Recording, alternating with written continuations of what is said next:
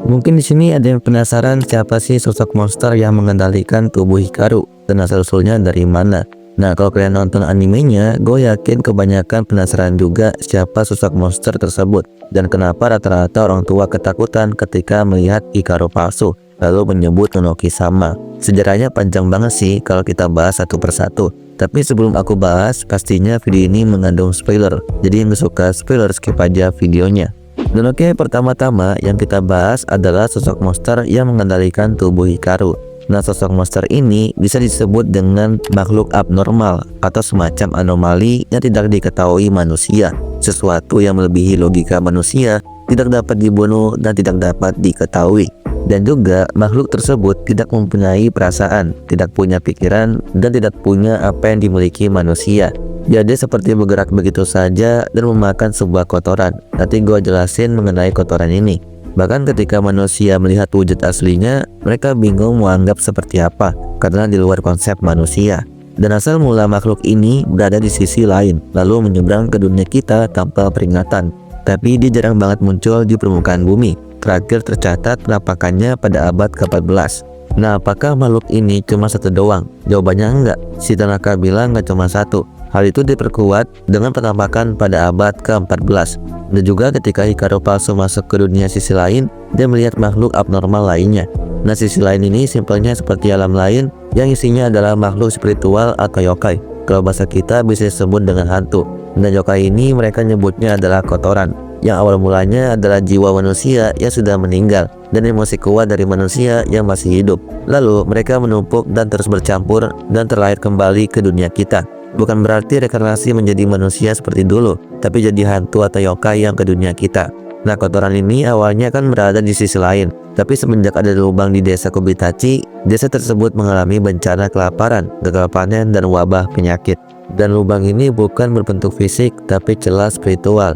Dunia kita dan dunia sisi lain itu berseberangan, tapi dipisahkan oleh lapisan tipis yang nggak terlihat. Dan ketika lapisan itu retak, muncullah celah kecil, lalu celah itu pun akhirnya membentuk sebuah lubang yang menjadi jalannya kotoran ke dunia kita. Nah, hal ini ambil konsep dari Tatarigami, yaitu sekumpulan roh yang tidak tenang, lalu ke dunia kita dan membawa bencana. Karena itu masyarakat menyebut Tatarigami adalah dewa kutukan, dan mereka percaya kalau terjadinya sebuah bencana karena ulahnya Tatarigami. Jadi mereka ngelakuin semacam ritual atau persembahan supaya bencana bisa mereda. Nah, karena lubang inilah yang membuat sejarah di anime The Summer Hikaru Dai. Sejarah pertama, lubang yang terhubung dengan sisi lain sudah terbuka sejak dulu di Gunung Desa Kobitachi yang membuat terjadinya sebuah bencana. Otomatis kehidupan warga jadi sulit banget. Tapi semenjak warga ngasih kepala ke sebuah lubang, tiba-tiba panen jadi melimpah dan wabah jadi mereda. Nah, dari situlah mereka percaya kalau Dewa Gunung mengabulkan permintaan mereka, dan mereka mulai ngasih kepala ke lubang lalu membuat semacam permintaan. Nah, Dewa Gunung tersebut diberi nama Unuki atau Nunuki yang artinya pencari otak. Sejarah kedua, waktu udah berlalu, pemujaan terhadap Nunuki udah terhenti, yang membuat desa Kobitachi mengalami wabah penyakit, sehingga membuat istri dari keturunan Indo meninggal. Nah, suaminya yang namanya Indohichi berinisiatif membawa kepala istrinya ke gunung. Dan kebetulan waktu itu makhluk abnormal muncul ke dunia kita, tepatnya di gunung tersebut. Disitulah Hichi melihat sosoknya dan menganggap kalau itu adalah Nonoki sama. Jadi dia membuat permintaan untuk menghidupkan istrinya kembali dengan imbalan apapun selain keturunan Indo. Ya, makhluk ini emang bisa mengabulkan permintaan, tapi ada sebuah pengorbanan. Tentu saja malam itu juga permintaan tersebut dikabulkan, tapi kepalanya doang yang hidup, dan malam itu juga istrinya tetap mati. Terus sebagian besar warga di sana kepalanya pada hilang, kecuali hanya keturunan Indo yang gak kena sama sekali dengan kejadian tersebut. Dan pada hari itu juga tiba-tiba wabah mulai mereda perlahan dan panen mulai normal. Ternyata itulah makhluk abnormal yang muncul di gunung tersebut. Di sana dia menarik kotoran sehingga membuat para kotoran tetap berada di gunung dan menjauh dari desa sampai sekarang. Berarti bukan karena ritual, bukan karena pengorbanan, tapi memang makhluk abnormal tersebut yang menahan para kotoran, bahkan dimakan juga sama dia. Nah, dari kejadian kematian massal, kepala warga pada hilang, Nonoki dikenal sebagai dewa jahat. Padahal yang jahat adalah keturunan Indo, mengorbankan warga desa di sana. Malahan karena kemunculan Nonoki atau makhluk abnormal membuat desa Kobitachi jadi damai. Oke, kita masuk ke waktu sekarang, di mana Hikaru mendaki gunung malam-malam dan ternyata dia lagi melakukan semacam ritual, yaitu permohonan maaf kepada Nunluki supaya tidak turun ke gunung. Nah, ritual ini dilakukan oleh keturunan Indo setiap 5 tahun. Tapi ternyata ritual tersebut tidak mempan sama sekali. Karena apapun yang terjadi, Nunluki tetap berada di gunung. Berarti ritual Hikaru sia-sia. Dan di gunung dia lagi berada di ambang kematian. Entah karena apa gua nggak tahu. Nah, pas mau mati tiba-tiba Hikaru ngomong kalau nggak mau ngebuat Yoshiki kesepian. Dan perkataan itu didengarlah sama Nunluki. Makanya sosok ini masuk ke dalam Hikaru dan mengendalikan tubuhnya.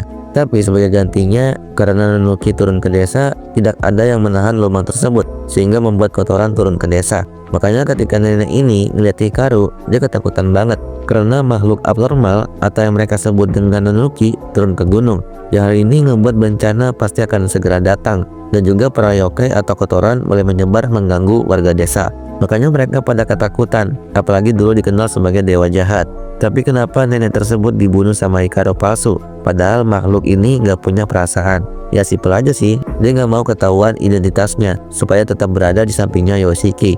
Bahkan pas setelah ngebunuh, dia kayak biasa aja, pura-pura nggak tahu. Ya itu emang naluri dia untuk meneruskan permintaan Hikaru.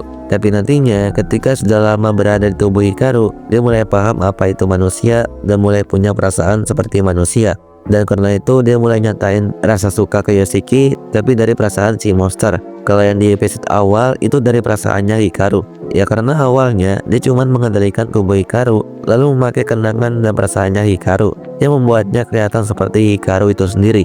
Walaupun bagi Yoshiki tetap berbeda. Mungkin segitu aja pembahasan kali ini. Kalau ada yang salah atau yang kurang, kalian bisa tambahin aja. Dan oke, bye-bye.